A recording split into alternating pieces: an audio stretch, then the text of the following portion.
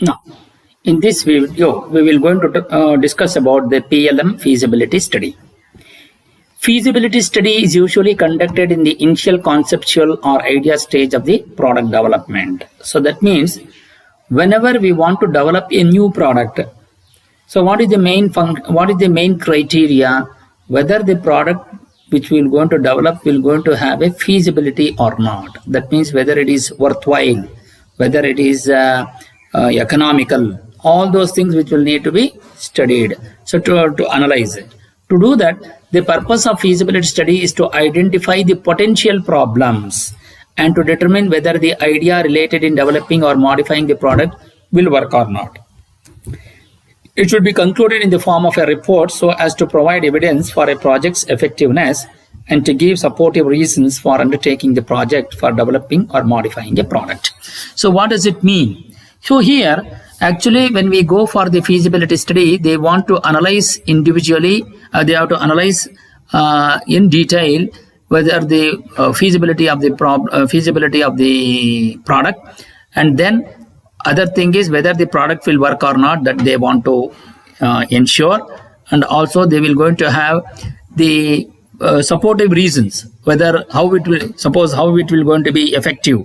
Suppose if it is feasible, how it will going to be effective, whether it is workable, if it is workable, how it is workable, and also whether if it is not workable, and then they also have to give the supportive documents that whether it will not work, for what reasons it will not work, and whether if it is from the point of view of technical, whether it is from the point of view of manufacturing, or whether it is from the point of view of economical, that means whether it becomes too costly, and all those things which will going to be analyzed, and they will going to put it into a format, and they will going to put it into the report so that they will going to have the documental evidence.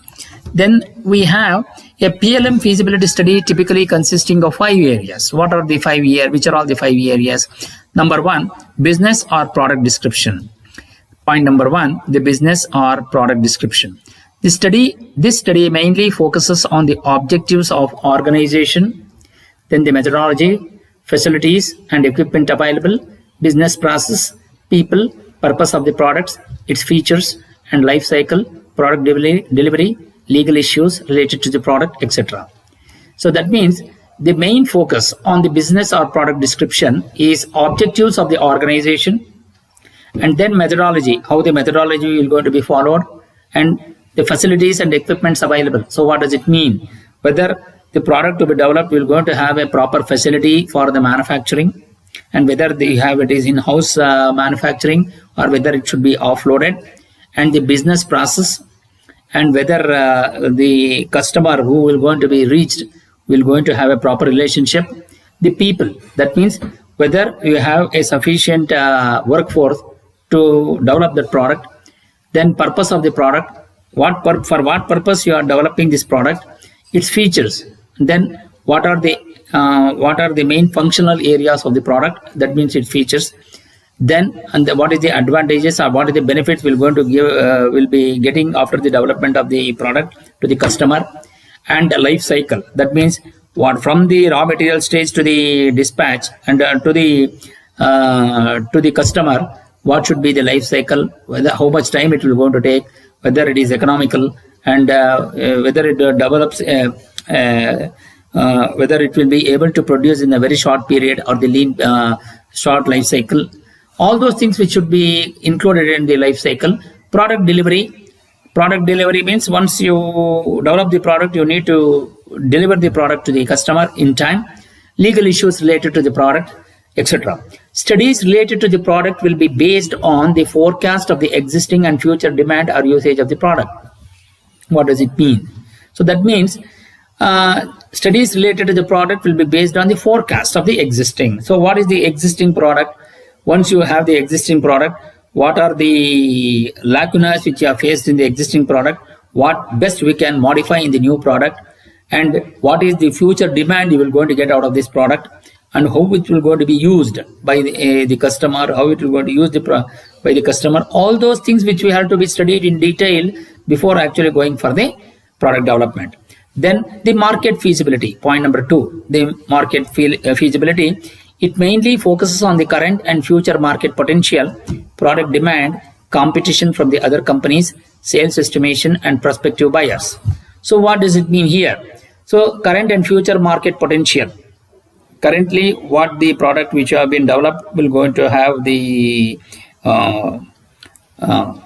you're going to have the demand, and whether you're going to have the future in the market, and also the product demand in the market, whether it is readily available, or whether the demand is there or not, how much demand is there, and whether you have a competition from the competitors on the different companies, and also the sales estimation. Suppose if I develop this product for down the line 1 year, what will going to be the sales estimation and the prospective buyers, and all that is what we call it as the market survey. So all these things which should be done by the marketing people. So that is the reason why he says the market feasibility. Then the technical feasibility. It focuses on the technology needed for the product development, resources available to the organization, materials and labors required, software and hardware requirements, outsourcing details, etc. So technical feasibility means, so it focuses on the technology. So what technology you want, whether you have the in-house capability for manufacturing of that product, and then whether you have the proper machines are available, and then labors, that is the workforce is there or not. If you have a workforce and the materials availability, and then the software and hardware, whether, because once you go for the manufacturing, you require to have a CAD software, and if you have a CAD software, whether this CAD software is readily available in your house or in your company, or whether you want to outsource, and what are all the outsourcing details. That means which are all the in any product we are going to have set of parts, which parts you need to outsource, and to whom you need to outsource. All these things should be having a proper details, and also when you want to outsource, what will be the cost involved, and whether the transportation facilities are available with the outsourcing companies. All those things which you should be able to analyze. Then the organizational feasibility. It focuses on the professional background of the people in the organization, their capabilities and skills for accomplishing the tasks, organization's legal structure, support required, etc. So that means here, when you have in the organization, when you want to develop the product, whether the people who are working in your organization has the capability and capacity to do that type of work, and skill for accomplishing the tasks. Then organization's legal structure. So what does it mean? Suppose if you encountered in some problem in the development of the product with the customers, and all this, they should be having some legal angle and the legal aspects, and whether the competitors will going to put you in a legal battle. All those things, for that you need to have a proper legal support required. So all these things you should be analyzed in detail. So that is what is called the organizational feasibility. That means whatever the things which you need to develop in that particular product, whether you have that capability in your organization. That is what we finally put it up in one word. It will going to be the organizational feasibility. Then comes with the financial and economical feasibility. It focuses on the breakup and total estimated cost involved in product development, amount of funding or startup capital needed, available source of revenues, return on investment or positive economic benefits of the organization, investment for marketing products, sensitivity in the repayment capability of factors, capability to factors like time delays, increase in materials, labor cost, adverse economic conditions, etc. So that means once we want to have the financial economical feasibility, so it focuses on the breakup and total estimated cost involved in the product development. So that means whichever the products which you want to develop in your house, whether you have a full capability, so that means you should have total estimation of cost, because whatever the source you have, all those sources has to be converted into a cost. So that is the total estimated cost. And then amounting of funding, whether you want to have the extra funding is required, whether you want to have a startup capital is needed. So that what is the meaning of startup capital? The capital means the initial investment on the product has to be done. So whether you have that much amount of capital with you available so that you can start up with the development of the product. Available source of revenues. So that means in the company, Now, what sources of resources you have in your company for development of the product? You have to list out return on investment or positive economic benefits to the organization. Return on investment. So what does it mean? It means that the once you do the investment, so this product development, it is not a single day affair, or it may be a 2-day affair. It is months and years it will going to take to development the product. So in the beginning, you cannot expect the returns out of that. So we need to invest on that. So that is what is called the return on investment.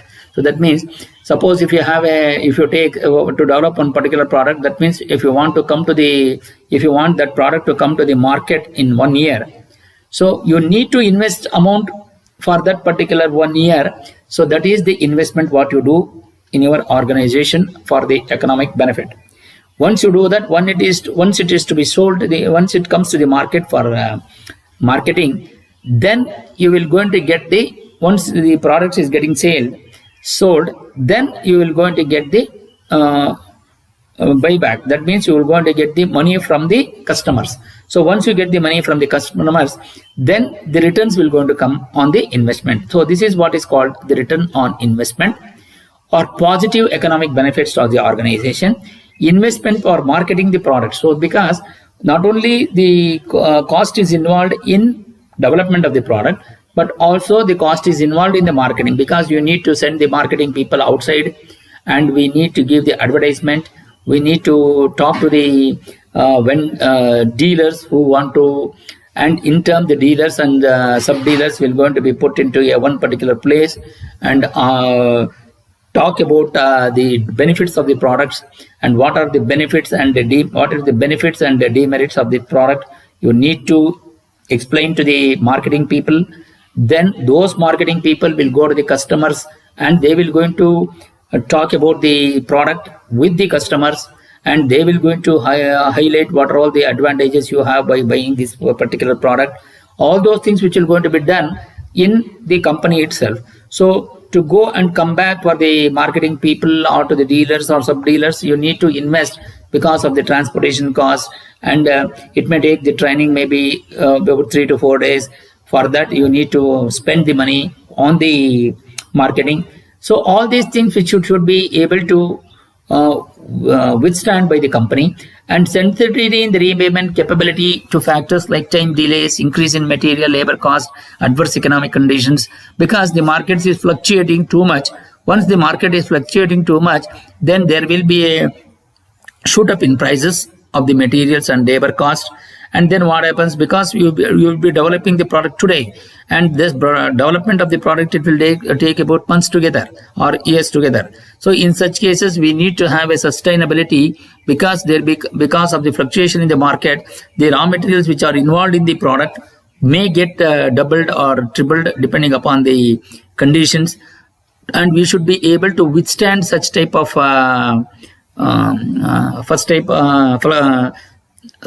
fluctuations, and all those things which will be considered, and adverse economic conditions, etc. So these are the main PLM feasibility study on the product. So in the next video we will going to start about introduction to PLM strategy. Thank you.